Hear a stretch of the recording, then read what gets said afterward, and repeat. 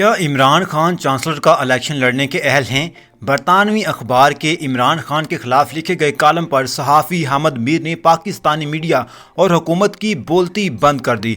Oxford university के chancellor के ओहदे के लिए इंतखाबात 28 अक्टूबर को होंगे। 2.5 लाख साबक तलबा और साबक अमला ऑनलाइन वोट डालेंगे। नए चांसलर की मुद्दत मुलाजमत 10 साल होगी। इमरान खान भी चांसलर का इलेक्शन लड़ने के उम्मीदवार हैं।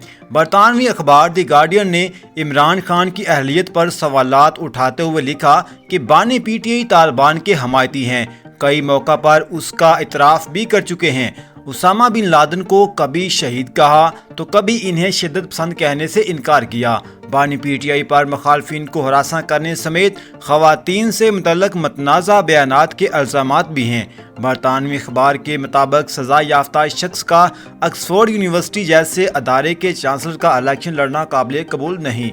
पाकिस्तानी मीडिया ने बरतानवी अखबार में लिखे गए कॉलम का एक हिस्सा छुपाया तो सहाफ़ी हामिद मीर ने पाकिस्तानी मीडिया पर तनकीद करते हुए कहा कि गार्डियन अखबार में इमरान खान के खिलाफ शाया होने वाले कॉलम में पहला एतराज़ ये उठाया गया कि इमरान खान ने सलमान रश्दी को गुस्ताख़ रसूल करार देकर उसके साथ बैठने से इनकार कर दिया था। बाकी एतराज़ात ज़रूर रिपोर्ट करें। इस एतराज़ को भी किसी हेडलाइन में शामिल कर दें।